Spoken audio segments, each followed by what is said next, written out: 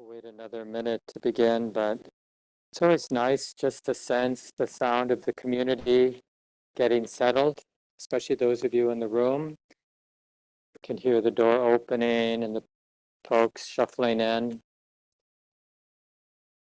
Just appreciating whether you're on Zoom or here in person that we can gather like this. And it's another crowded morning on Sunday morning, so just a reminder that for those in person here, there are other weekly practice groups.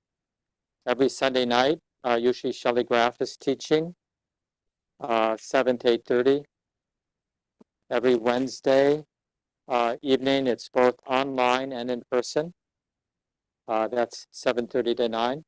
And then I teach a Zoom only. Same thing as happens on Sunday morning, but on Zoom only on Tuesday evenings, 7 to 8:30. So different ways to join in. And even if you can't make any of those, most of our talks get put up on our YouTube channel, freely available at any time. And also the audio is kept on a wonderful website called dharmaseed.org. Common Ground has its own little subsection there for all of our talks, but you can just search by speaker and find our talks up there as well. So as you can, let's settle in for some meditation time now. Coming home to the body, not the body we want, but the body as it actually is this morning.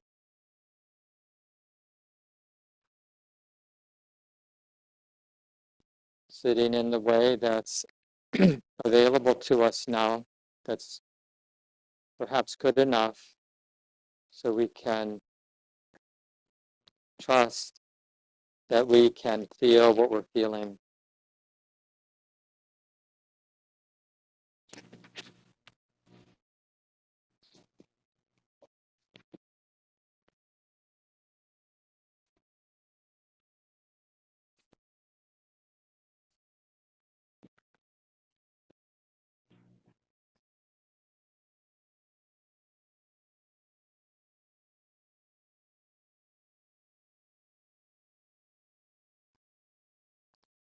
And as we're settling, see if you can find that willingness to be close to your actual experience now. That willingness is really an expression of a very earthy compassion, that willingness to be close.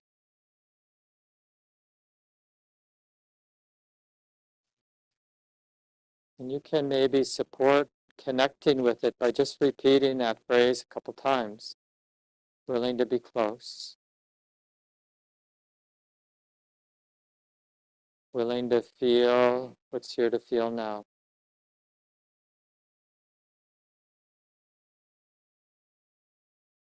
Willing to relax, to soften, maybe to be a little more undefended,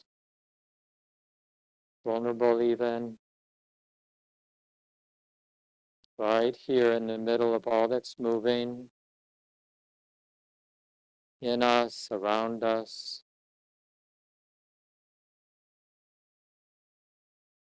We don't get to choose what's moving right now, but we do get to find a way to be relating, to be opening to how it is in a way that's helpful.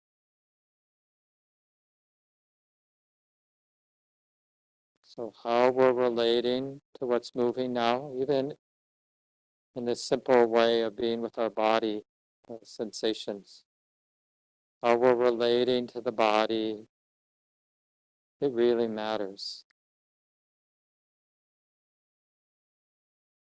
In a very direct way, we're affecting our world, the whole world. Sounds a little grandiose, I know, but it's impactful how we're showing up to our world. And right now, sitting here, together. A big part of our world is this bodily experience. So it matters. How are we showing up? How can I be showing up wisely and kindly now? How can I find my way and actually set healing, set goodness in motion right now in the most simple way, relating to this sitting body, this breathing body, in a way that's healing, in a way that's wise and kind. And as I'm sure many of you have discovered, we learn a lot from clearly seeing what's not the way to be relating to my body, to my posture, to my idea of who I am or what's happening to me now.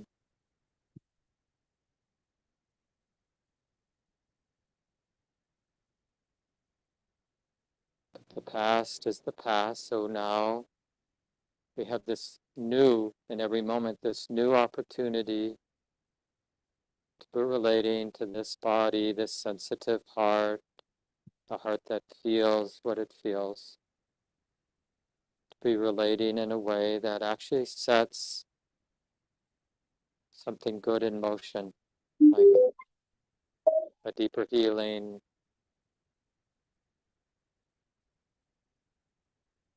freedom.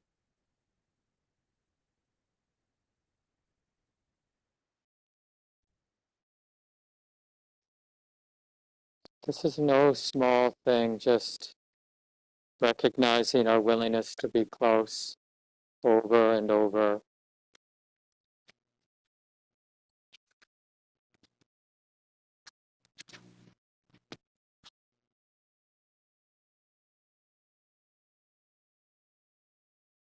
It means we have to trust whatever's moving. Trust it enough to let whatever's moving move. So not imagining that this moment should be different than it is, but instead, because this moment is like it is, instead finding our way as best we can to be with this moment as it is, in a way that in our own bones, in our own experience, feels healing, feels onward leading to what's trustworthy, like love and clarity.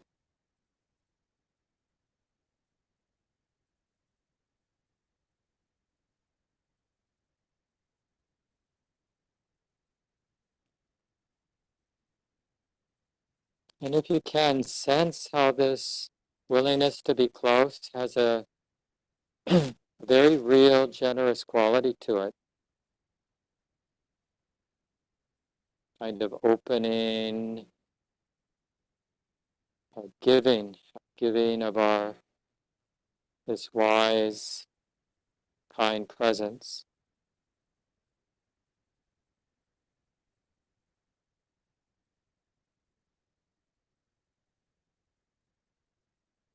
Sense if you can, there's a real power in this my heart's willingness to open, to include what's moving, to refrain from distractedness. It's as if the heart itself is demonstrating its capacity to be a good friend.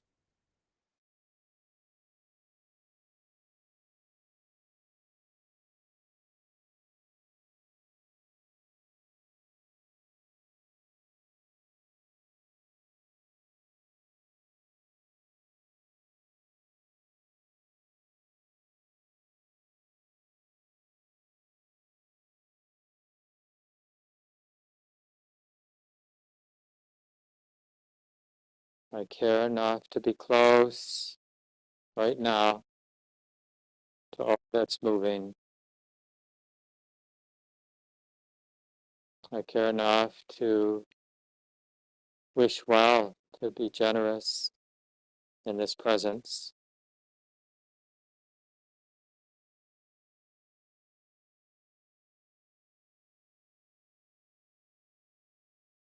May wisdom and love guide and protect us all. So we feel that generosity to the heart, let it express itself as it does. It has this quality of fullness, not shrinking, not collapsing. It has this capacity to include whatever's moving. It's not trying to control, not pretending that everything's fine. Its power is its capacity to include and to feel.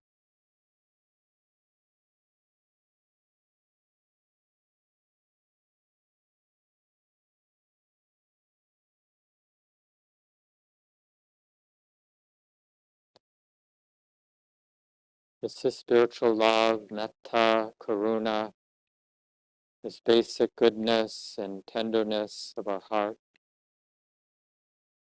And it is, as the Buddha taught, a place to learn how to abide, learn how to trust, learn how to keep in mind, which is what we're doing now. This is our practice. Keeping this goodness in mind.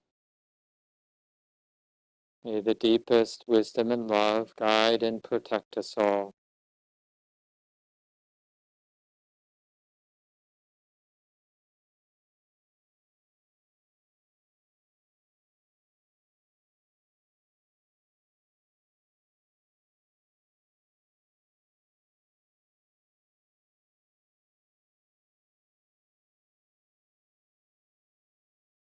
And we're not looking for some idea, some words.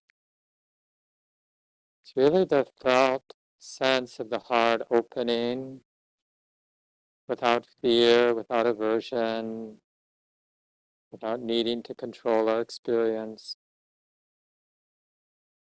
It's kind of a direct, immediate yes, yes, yes, it's like this. Start with your body, the way the heart is relating to the body, the sitting body. And then let it go beyond that to the whole world as much as it feels appropriate to do this morning. All the joy in us and around us, all the sorrow, all the anger, the fear, all the goodness, whatever is moving, all of it. May the deepest wisdom and love guide our way, how to be with all that's moving.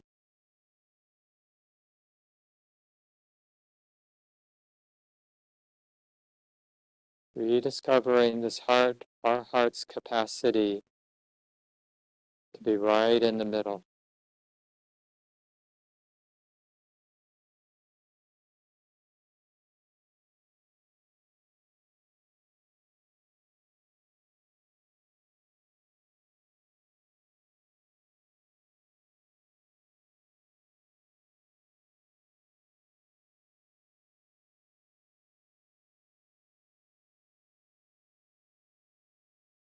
And there are times we feel quite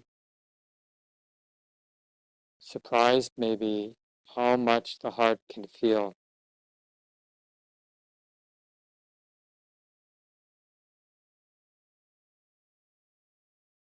We want to appreciate this capacity to feel that sometimes feels too much. This too is moving.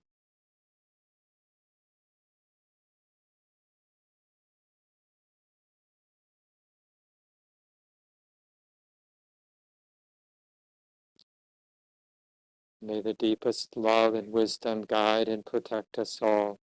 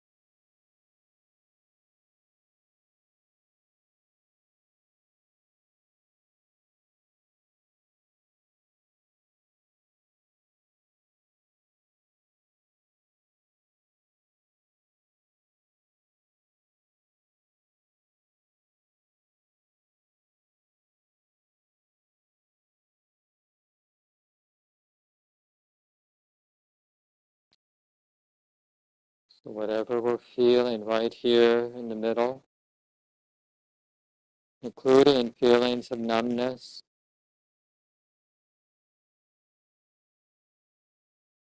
heat, warmth, vibration, aching, hardness, openness.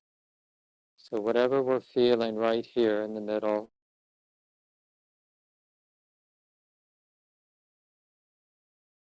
we have the capacity to meet this, to open and trust this,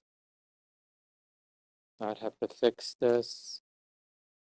So we can demonstrate the real depth of our wisdom and love just by showing up to what's moving in our hearts and our bodies right now. We don't have to second guess it.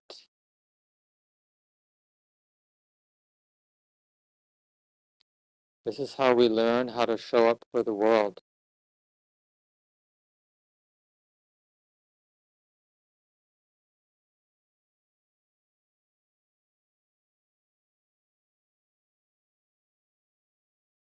For our families.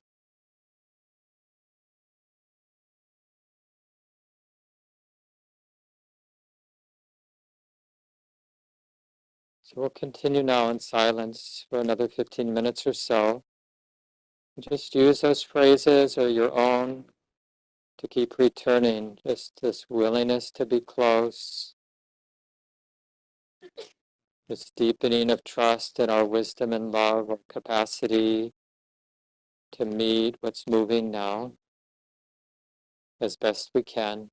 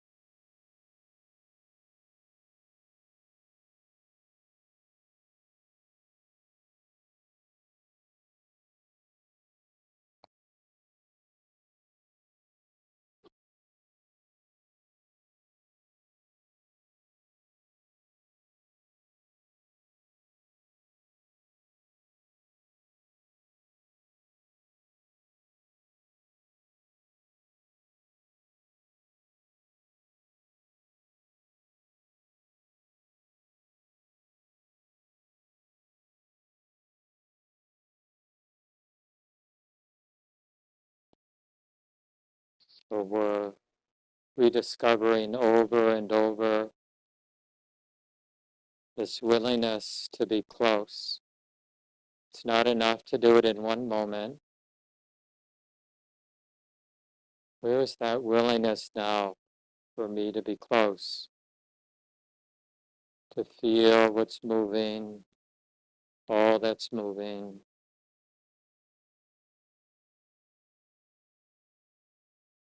And with that generous wish, may wisdom and love guide and protect us all. We're looking right here for that wisdom and love. In the silence, in the space of the present moment.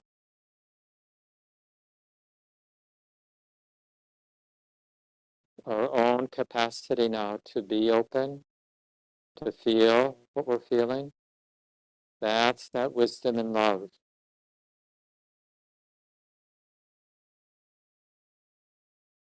It's real, but it's also quiet.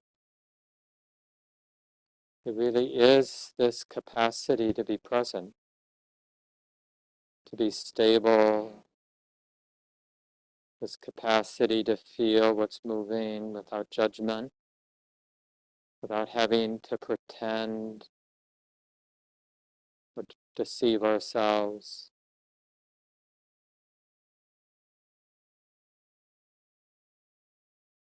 One of my teachers once said something like, this capacity to not have to put some spin on our own experience, to be willing to be right in the middle of the messiness of our own heart, as well as the messiness of our world. That's a sign of real practice, real progress in our practice.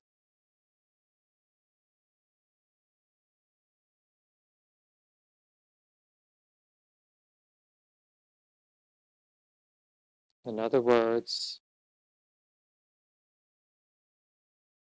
we're uncovering a heart that's right here, that's capable of being wide open, responsive in the world and the life we're actually living.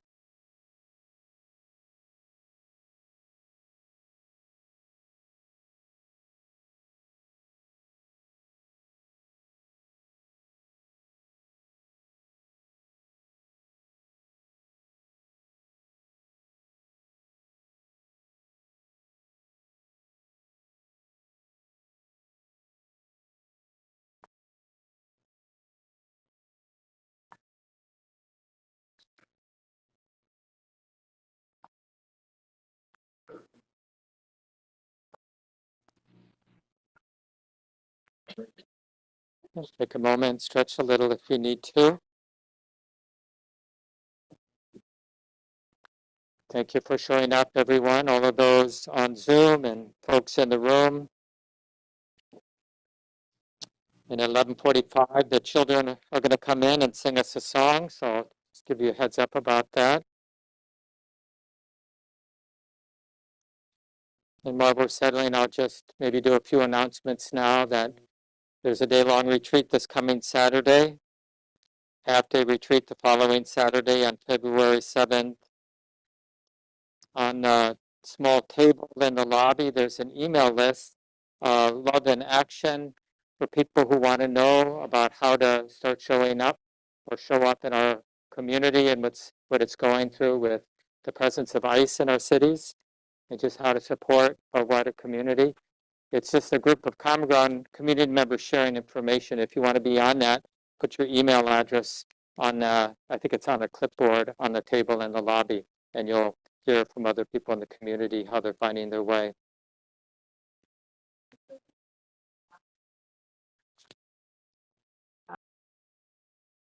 So clearly, I mean, for me, and I'm guessing for all of us, there's a lot moving right now, both in your personal lives, perhaps, but also especially what's going on in our city. And just the contrast, the kind of uplift I felt, I'm guessing other people felt on Friday with so much skillful action, lots of beautiful things happening at the center around this day of fasting and prayer, as well as several Common Ground people were involved in the community action, civil disobedience at the airport. And lots of us were at the march later in the day. A couple leaders and children in our community wrote 200 cards to put in the food distribution boxes. Young adults met in the evening on Friday to have a conversation, right? So that we felt that power, that clarity of like showing up for our community, our wider community. And then, of course, the murder or the shooting and killing on Saturday morning of Alex Pretty. And this is the world we live in. And now, it's that contrast, it's both extremes. So the question is, for a refuge, where do we turn? Because it's easy to think we should turn to those days of uplift. But, it's easy to start, the heart gets dependent. Oh, something good is in motion. And that's probably true. There is something good in motion. But there's a lot in motion, not just good. And we have to have a heart that's resilient, that can be skillful in the world we actually inhabit. There's a lot about spiritual practice, that's very earthy, this kind of sobering up, maturing of, I sometimes describe it, I'm not sure this is helpful for everyone, but for me, I describe my practice over the many years of my practice as a teasing out of idealism so that I can actually be in the world I live in and not confused by the ups and downs. But this is a question for us. Is there a kind of sustenance, spiritual sustenance, in being really grounded in this way? Like this, what we were trying to get at in the guided meditation, that ability to be close and to let our response come out of that being close over and over again. Is there enough sustenance so that we have the resilience we need to be a human being in our world? Well, why don't I I'll get my other computer up. Okay, friends. Oops. I trust you can hear me okay. Great.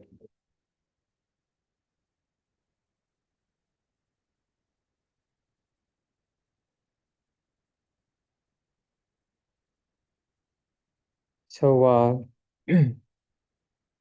speaking of this spiritual maturity, so then just to reflect that our bodies, even our own competency, our family, our friends, our material resources, even like where we're located, in a relatively safe place or a relatively dangerous place, but none of these things can be more than a temporary refuge for us.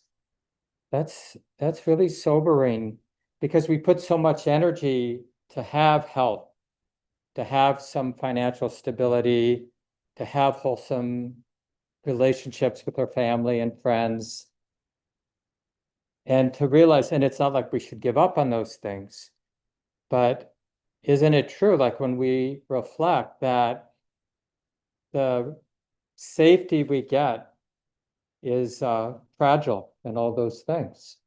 I mean, we've all learned that in little and bigger ways where something we were dependent on being there for us, it changed. Just like the family and friends of Alex, they had this person and now that person isn't here. He didn't wake up thinking his life was on the line, probably. So this is not a simple question about refuge. What, given the presence of insecurity and vulnerability, uncertainty,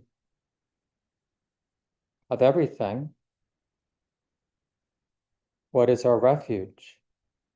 I'm sure some of you know that famous line from Martin Luther King, the arc of the moral world bends towards justice. I like that a lot, but I also know that I don't know whether that's true. And like just sitting with it, like I'd like to believe that it's true, but as I've been saying that, like I recognize that tendency towards wanting that kind of hope as a refuge. But it's hard to give up that sort of positive thinking or whatever you want to call that unless we have something that's more trustworthy.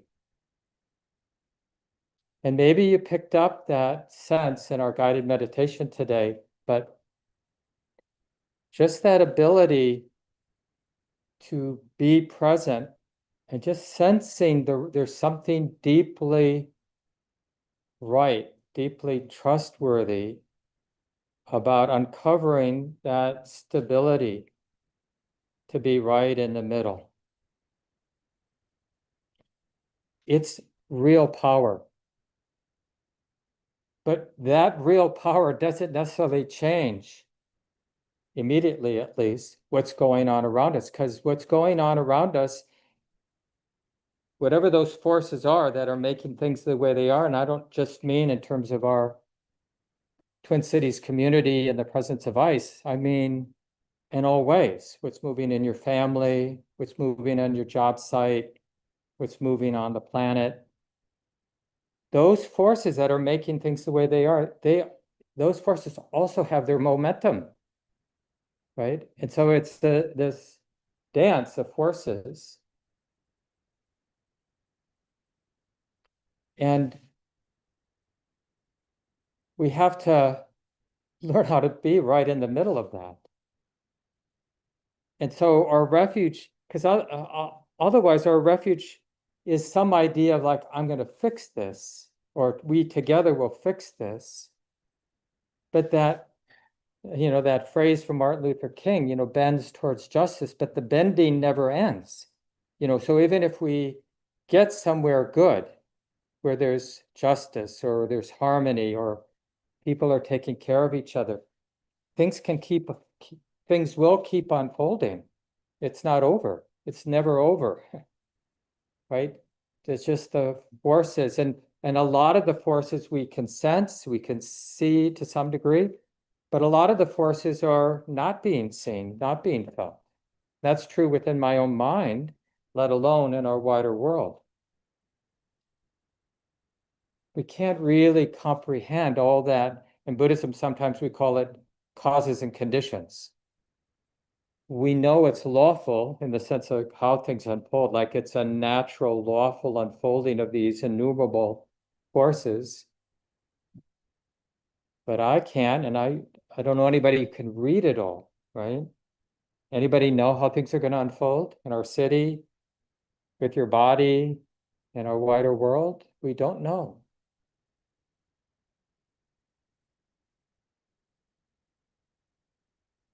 And part of it too is we're looking out there for ground or for refuge. And the Buddha, all I think authentic spiritual teachers and instructions realize that we have to find it here in the present moment, right here. And the Buddha maps it out. I mean, one of the real strengths of the Buddha was his capacity from his own life, his own deepening, to articulate, to map out in a practical way how to follow in his footsteps. Like if one human being can do it, other human beings can do it. So one of the ways he maps that out is in the Eightfold Path, he talks about wise intention, wise thought, wise resolve, the different ways to talk about this more active expression of wisdom, of the deepening, like I've been talking about the last couple of weeks, this deepening refuge in the way it is. Because, if you're like me, it's like, I don't want to take refuge in the way it is. I want it to be different than the way it is.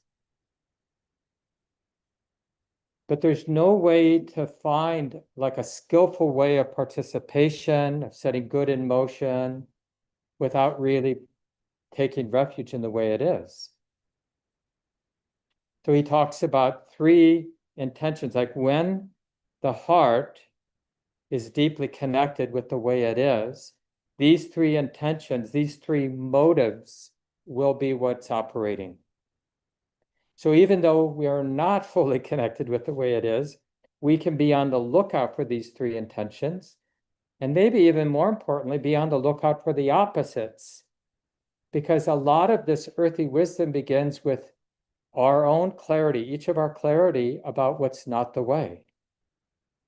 So the first wise intention, wise resolve, wise motivation is this motivation of generosity and renunciation, thought of as the same. Like this capacity of our heart to let go, to not be dependent on holding, but just and you can see it really comes from this deepening insight into the sort of inappropriateness, misalignment of all of our conceit, all of our self-centeredness, right? Because otherwise we feel like that animal, that, well, yeah, I'd like to share, but I need a lot for myself and I don't know what's going to happen to me, so I better be prepared for every contingency. And I don't want to get cold, or I don't want to be bothered. So we have this sort of possessive quality that's just part of our animal nature. We don't need to be afraid of it or embarrassed by it. We just need to see it and see the limitations of it, and to start to sense this other possibility. And again, it's really earthy, like we'll learn from when we're stingy, then the question isn't to hate ourselves or judge ourselves, but just like, how's that working? Like, what does it feel like? Does it actually deliver well-being? Does it nourish my heart, being stingy? Does it set good in motion around me? And then like when people do really nice things for each other, just to ask, well, how's that working for me? Do I feel safer in the world I live in when I'm being generous? Does life work better? More resilience, more clarity.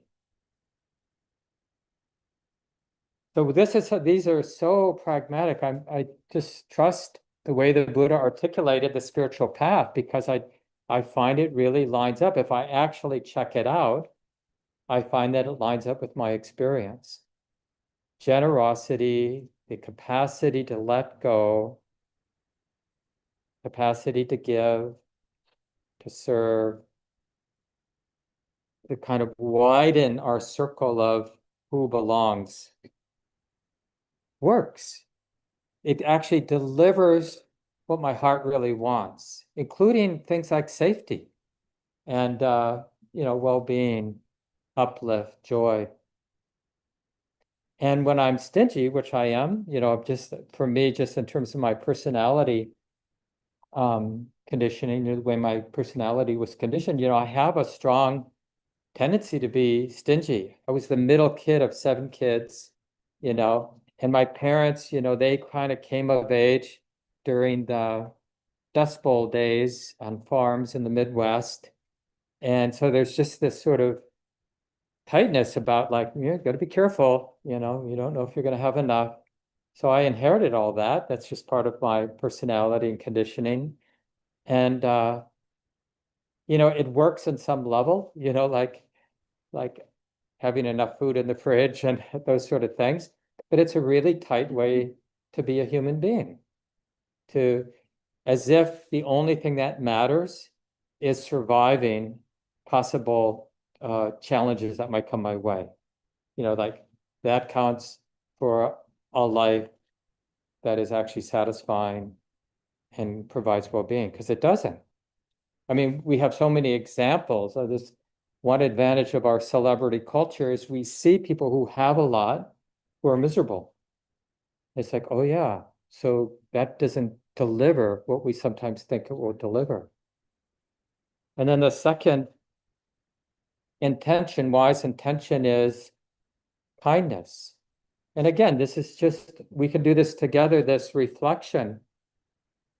And as I mentioned a moment ago, if we look at the opposite, like throwing someone out of our heart or having ill will towards ourselves, toward another, toward ice, like what does that set in motion in my heart? It may be totally justifiable when we have anger or ill will, but we're really asking a more simple, honest question, like when my mind is identified with ill will, with hate, with anger, who does it benefit?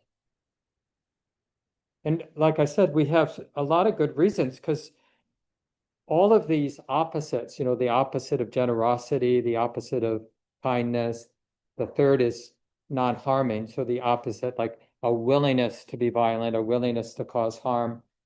There's something juicy in them, those, expression of anger. We do feel empowered. Just like I can feel empowered when, I build my nest egg, whatever that is.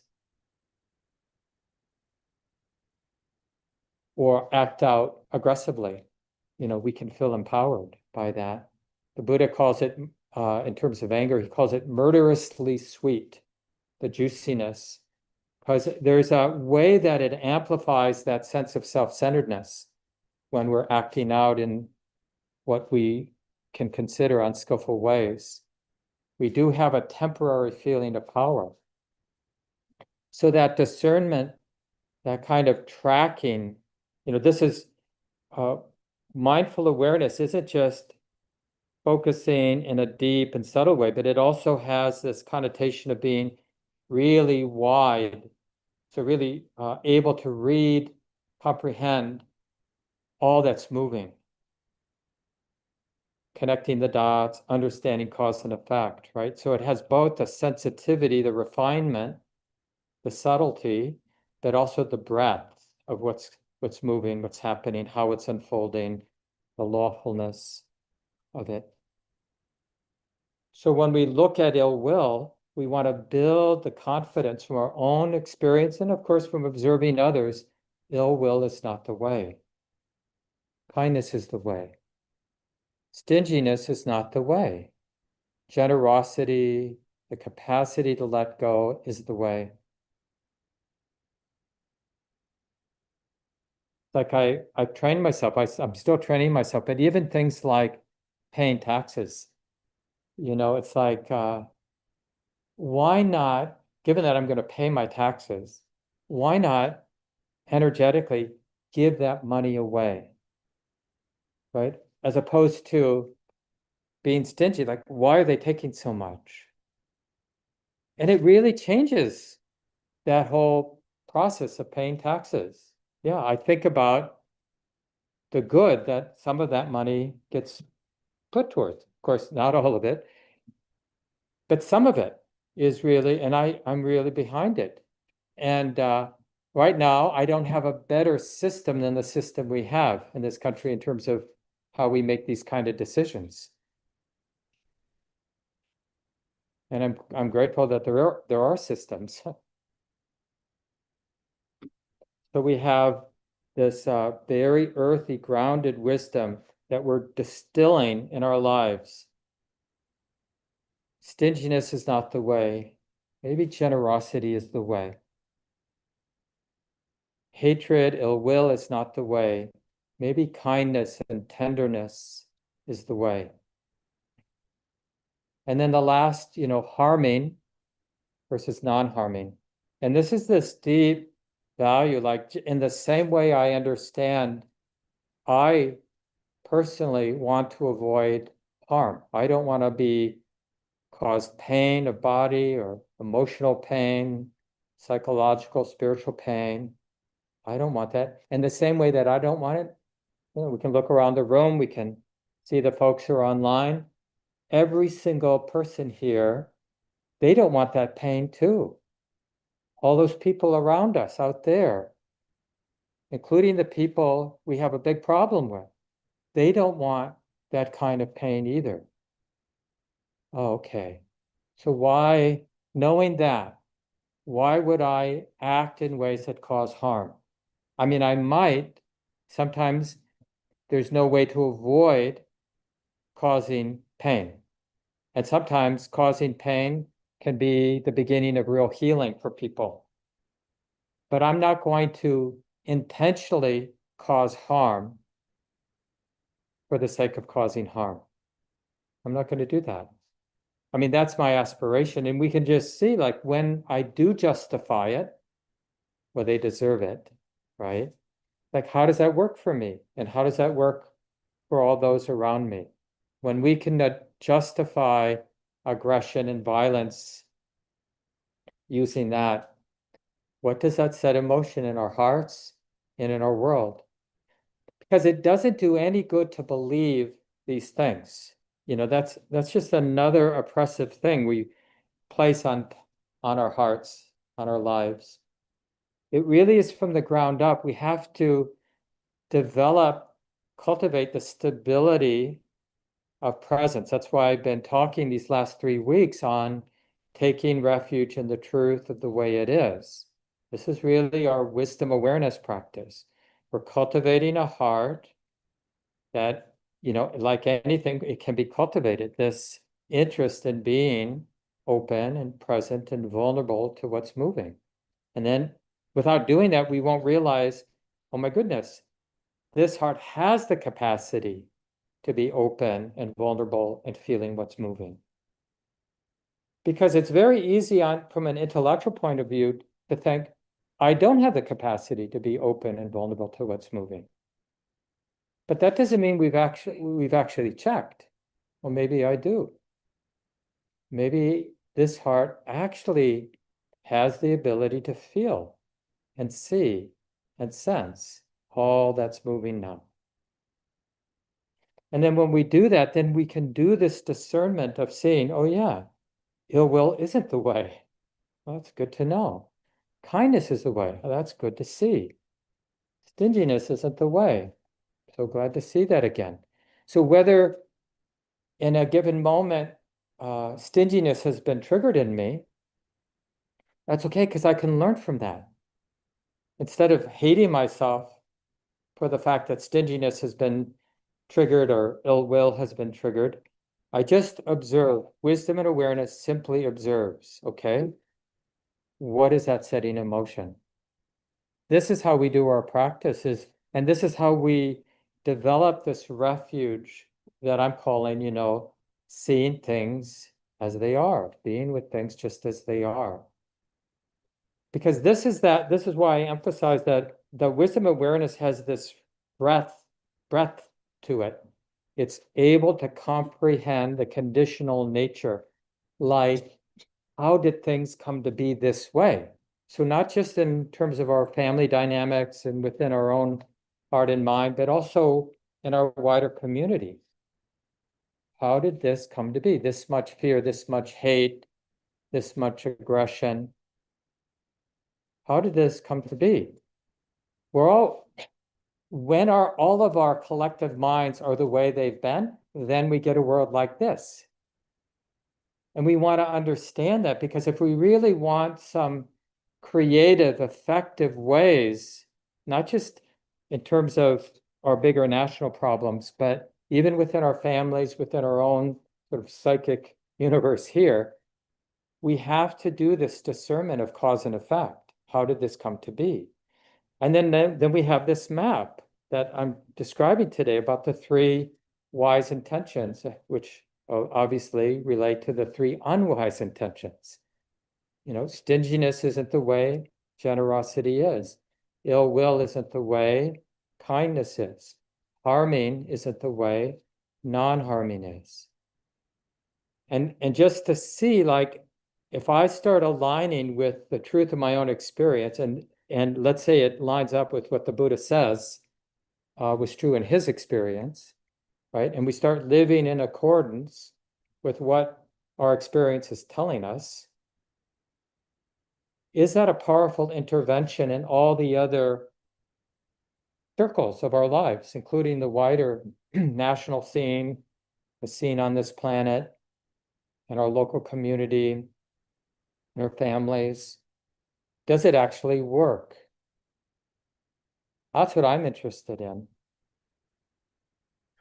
And I'm not saying it's easy, but one of the things that motivates me and maybe can motivate more of us is that just we generally get sucked in, and this is actually just, I think, I'm not an expert on political social change, but it seems from just being an observer and citizen that part of what allows things to be the way they are right now in our country and our local community is that we get drawn into the lowest denominator of greed, hatred, and delusion. We get pulled in. It's so easy. We had a nice community event last night. I know some of you were here for it.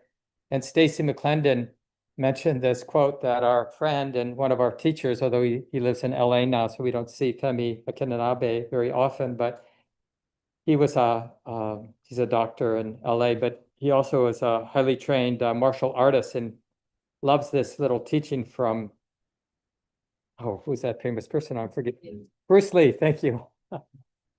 But under times of stress, this is just the paraphrase, we resort to our level of training, not to who we'd like to be in that moment of stress or overwhelm, but to the level of training that we've trained our heart to respond with. And so this is the thing, is that by doing this discernment and really learning from our life's experience, we train ourselves, like when the going gets tough, we rely on generosity, kindness, and non-harming. And over time, and I think this is really true in my life, not just theoretically from the Buddhist teachings, and I think probably a lot of people in the room could confirm this, it becomes a real power in our lives.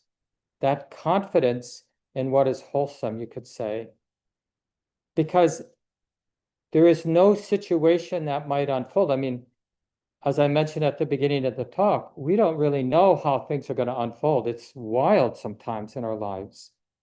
Who would have predicted things would be like this now in our city, right? But there's nothing that can take away our capacity to be relating to whatever shows up with these three wholesome intentions. Oh yeah, stinginess is not the way. And it's easy to remember too. Stinginess is not the way. What is generosity? What might generosity look like now? What might letting go look like now that might set good in motion? Hatred, ill will is not the way. What might kindness, non-ill will look like?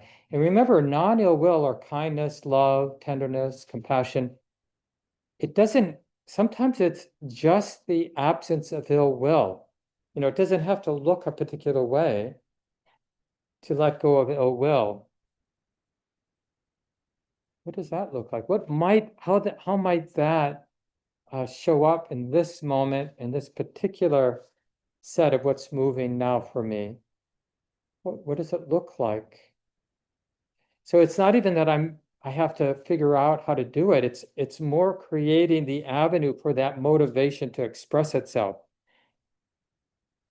And this is the deeper teaching in the Dharma. We are not the ones who are doing the generosity, the kindness, and the non-harming. It is nature itself. What we're doing in our practice is we're activating the discerning wisdom that we'll see over and over and over again. If my experience is accurate, if the Buddha's experience is accurate, and many of ours, we're just discerning over and over again, stinginess isn't the way, generosity looks like the way. Ill will isn't the way, kindness is the way. Harming isn't the way, non-harming is the way. And then once that sort of is alive, that's just like a living presence, then it's not like we have to figure out what it's going to look like in every moment. It's just that understanding itself that will lead to creative expressions of generosity and kindness and non-harming. Because otherwise we just create another burden for myself. Like, okay, I got to figure out like how to do this right. I mean, we've been around people like, I mean, we've been people like that, but we'll notice it more when other people are kind of putting that on us, like we can just sense like, oh, they've got a need to be generous, or they've got this need to be kind, or this need to, have someone be someone with perfect moral integrity or something like that. And it's hard to be around those people. It's hard to be around ourselves when we're that person, right? Because it isn't organic. It's not coming, like the understanding is just leading to organic ways of showing up in moments. I was talking to Shelley last night, who was here, and after their busy day, because Shelley was teaching the teacher training group there's 23 or so folks that are going through a 4-year teacher training program through Spirit Rock and Insight Meditation Society, and Shelley's one of the lead teachers. And so they were spending a lot of time yesterday doing that, but then Shelley was mentioning they went over to where all the some rioting, but a lot of action, and where the shooting and killing happened early on Saturday morning, just to try to hold space, like not having any brilliant plan about how to fix the situation or give a dharma talk to people on the streets so they can regulate their nervous systems or something like that. But just like that, the way Shelley described it last night, this is just not in the group setting, but just in a conversation I had with Shelley, but just trying to like model not being activated, model being regulated, model being kind, model being stable. Like that stability allows us to actually feel what we're feeling. And it's so easy for us to dismiss, like, oh, well, how could that be helpful when things are this crazy, or there's this much ignorance, this much violence, but we haven't actually checked it out. And remember, we're not doing this to fix the violence, the hate in the world directly. We're doing this because it's the right way to be, like in our bones, in the moment. This is what actually works. And then we're just seeing what that sets in motion in the world. And this is what we're checking out, like, is the wider world the cumulative expression of our inner world? That's basically there in the Buddhist teachings. Because then this is something we can do something about. It doesn't keep us from getting involved in the world. It's telling us how to get involved in the world by not telling us what to do, but telling us how to relate. And that's a huge step for us, because as I'm sure a lot of you know, one of the, as psychologists and others have mapped out the stress response, right? You've heard fight or flight, probably. So the tendency when we're overwhelmed, when we're cornered as an animal, to fight or to run, to flight. And related, I think now people are adding a few more F's. So there's follow, like that, just like, please tell me what to do, where we become addicted to leadership. Doesn't matter, just as long as the leader has confidence, pretends they know what they're doing, I'll follow. And the other, related to flight is freeze, just kind of close down or something like that. Too much, can't handle it. And so, we want to recognize that, and then just see if we learn that generosity might be the way, that kindness might be the way, that non-harming might be the way, you might notice this immunity or this resilience to those stress tendencies, to fight, to run, to freeze, to follow, right? There's just more nimbleness, more capacity to be creative and fearless in how we're showing up. Because, there's a bit of a stereotype that it leads to indifference, or we wouldn't do anything if it's quick. when I want to get closer to my body, and I'm due to that kind of situation, what steps in is a tremendous amount of grieving because I need to let go of what I'm used to. This is what I'm grasping, and I want to let grasp because I want a reprieve. I want to be productive while I'm letting go. I just want to grab something. Yeah. Make it quick because they can't hear you and I have to repeat. Go ahead. Yeah. So the person was saying that when he does this, a lot of grieving comes up. And I'm actually glad you brought this up because this is the case. We just have a few minutes here. And I'll come back to this topic generally next week as well. But that the thing about these three wise intentions of non-harming and kindness and generosity, this nimbleness I was just talking about, Brian, soon as that grief comes up for us, and it could be like from past trauma, it could be from anything like that, they're really nimble, like it doesn't care, like that quality, that trust and generosity and non-harming and kindness, it doesn't care what it takes care of. So as soon as we ourselves are the one that needs care, those wholesome ways of relating and showing up will take care of us. So why wouldn't it? Why would it prefer this to this? Right? Because it doesn't have preferences. It's just that's what's so great, because if we imagine that I have to decide who I'm going to take care of, myself or the world, that we're already sort of missing the practice. I know that question comes up a lot, but what I'm recommending is that we just build these qualities, this trust and generosity, kindness, and non-harming, and just let them express themselves. And when the opposites express themselves, see that what they set in motion, so that we learn, oh yeah, this isn't the way. This hasn't helped. This isn't helping. Okay, good to know.